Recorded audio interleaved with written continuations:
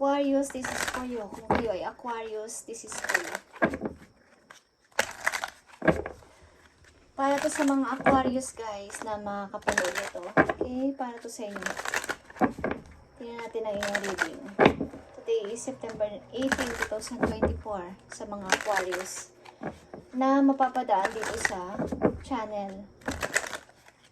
Titingnan muna natin ang magandang balita. Paalala man to, magandang balita para sa mga Aquarius. Okay, this is for you, Aquarius. Mamaya natin ito titingnan, okay? Aquarius, meron kang mga unlimited ideas, okay? Na ibinibigay sa iyo ang iyong guidance. Mga unlimited ideas ito na maaaring hindi mo alam, okay? Na, kumbaga, you have complete access to unlimited ideas. Guaranteed to bring blessings. Na maaaring hindi kayo familiar o hindi kayo aware na meron kayong mga, kapag nakaisip kayo ng mga bagong mga plano, mga gagawin is, maghahatid to sa inyo ng parang paglago sa pera, okay? At paglago nyo rin sa sarili ninyo. Pag-grow ninyo. Pag-grow pa ninyo, Aquarius, okay? Mga idea na binigay sa inyo ng inyong guidance, okay? Galing sa heaven. Okay, tingnan natin ang inyong pag-ibig, Aquarius. Maging babae man kayo, lalaking Aquarius, this is for you, okay? Kung kayo'y umiibig, ito ang inyong message. Okay? Connection is here. Your connection is eternal and unbreakable. Okay? Kung kayo ay nasa relation, Aquarius, maaring ang kakoneksyon mo is hindi ito mapuputol kahit ano pang mangyari. Kahit nagkaroon pa ng mga third party, nagkaroon pa kayo ng mga away-away at mga struggle, is parang hindi maputol-putol ang inyong connection ng iyong minamahal, Aquarius. Maaring lagi mo siyang naaalala or palagi kayo nagtatagpo o may pagkakataon na nagkakausap pa rin kayo kahit na magkahiwalay na kayo o nagkahiwalay na kayo, is yung inyong connection is nandyan pa din. At maaaring ilan sa inyo is may anak sa tao na to o may anak kayong dalawa. Kaya ang connection nyo ay hindi maputol-putol at nandyan pa din. Kahit sabihin natin na para itong paulit-ulit na cycle. Okay? Wala na kayong relation but ang connection nyo ay hindi maputol-putol or unbreakable. Okay? Tingnan natin guys. Ang isa pang message sa inyo, sa inyong pag-ibig. Rekindle. Every relationship has magical moments that can be rekindle. Okay. Ibig sabihin nito is parang magic. Nakakumit kasi kayo sa isa't isa, Aquarius. Maaring bibigyan mo siya ng singsing o meron na kayong singsing na dalawa, engaged na kayong dalawa, but parang naputol, okay? Parang malayo kayo sa isa't isa, okay? Or nagkakataon na kayo ay on and off, ang inyong relationship ay on and off, okay? Parang mutual understanding, okay? Sa dalawang nag-iibigan. Magkalayo kasi kayo. So, parang iniisip nyo na, miracle na lang, parang himala na lang kung kami ay magkikita at magkakasama sa totoong buhay. Okay, maaaring namit nyo rin ang person na to sa online, okay? At para siyang magic. Parang magic ang inyong connection na hindi maputol-putol. Okay?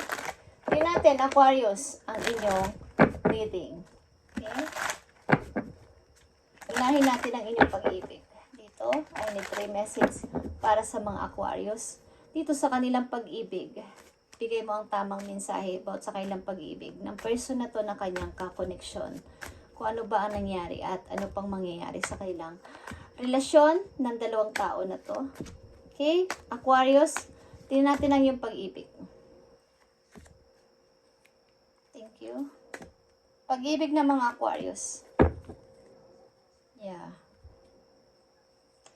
Maaaring iniisip po minsan na dalawin ang taon na to o binabalak mo na bisitahin ang person na to kung saan man kayo naroroon at kayo ay magkalayo. Okay, Aquarius, Ten of Cups, Three of Wands, and Three of Pentacles. Okay, ninanais mo siyang makasama maybe at gusto mo siyang pakasalan or gusto mo siyang makasama habang buhay. But may mga paghihintay, may mga kakulangan. Okay? Maaaring kulang sa ipon, kulang din sa parang kapag sa pagpaplano at maaaring may hintayan, maaaring isa sa inyo both of you is mayroon pa mga kanya-kanyang ginagawa sa buhay o tinutupad na pangarap. So, yung inyong pangarap na magpakasal o magsama is parang nauudot-udlot. But mayroon na ditong nakikita kong may singsing, okay? Or binigyan mo na siya ng singsing kung lalaki ka, Aquarius. Or bibigyan ka ng singsing kung babae ka ng person na to, okay? Tingnan natin ang kahihinat na ng pag-ibig na to ninyong dalawa ng person mo, Aquarius, sapagkat nakikita ko ang connection dito. Okay? Aquarius, kahihinat na ng inyong pag-ibig ng tao na to.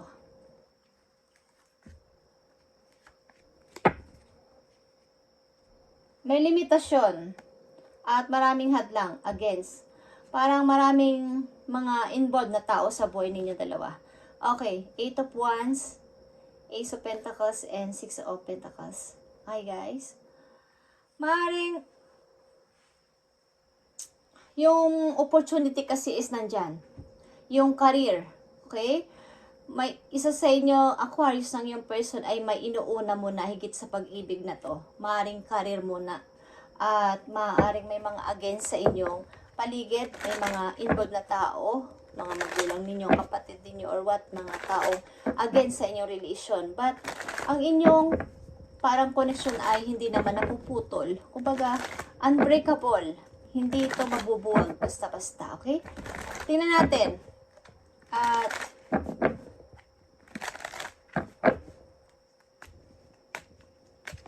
ano mangyayari sa kanilang relasyon? Relasyon ng mga Aquarius sa kanilang kakoneksyon na person, ano mangyayari? Pakita mo ang message. Sa relasyon ng mga Aquarius sa kanilang karelasyon na to.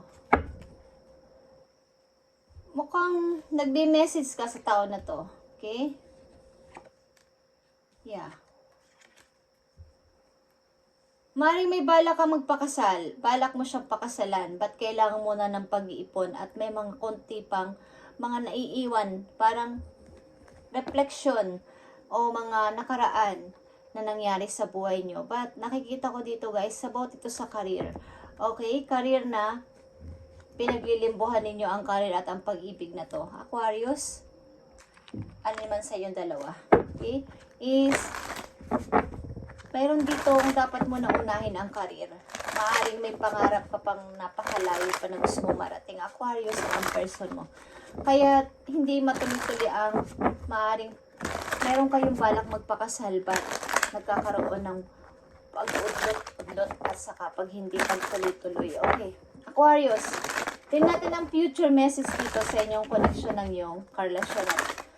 Kung sino man ang karelasyon ninyo, Aquarius, tingnan natin ang connection ninyong dalawa sa inyong future, maring sa mga susunod na buwan, taon, or linggo. Okay?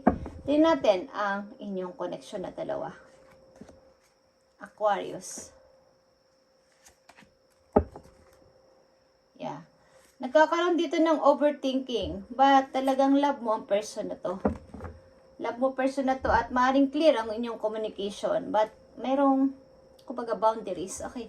Aquarius, the Chariot is here, Hierophant, and the Moon. Okay. Yeah. Maaaring may kanya-kanya kayong ginagawa sa buhay. Okay. Nakapokus ka sa iyong, ang ilan sa inyo is mahilig mag-gym, ang ilan sa inyo Aquarius, mahilig din sa mga, aware kayo sa inyong health, okay, sa inyong physical appearance, okay, kailangan maganda yung pangangatawan ko, kailangan hindi ako tumaba or what, is kailangan healthy ako, okay, ang ilan sa inyo is laging nasa gym, ang ilan sa mga Aquarius, o ang inyong person. Maring ang person mo ay advisor or something na speaker, or ginagawa niya yung tungkulin niya sa kanyang family. at sa kanyang mga anak. Kung may anak kayong dalawa is ang person mo na to, Aquarius, ay merong, kumbaga, tinutupad niya o ginagampanan niya ang pagiging isa niyang ina o ama sa kanya, sa inyong anak, kung kayo ay may anak na dalawa. At kung wala naman kayong anak na dalawa, Aquarius, ang person mo is maaaring teacher, ang person mo is maaaring, kumbaga, mahilig siyang mag-advise sa mga taong lumalapit sa kanya. At open-minded siya. Kumbaga is,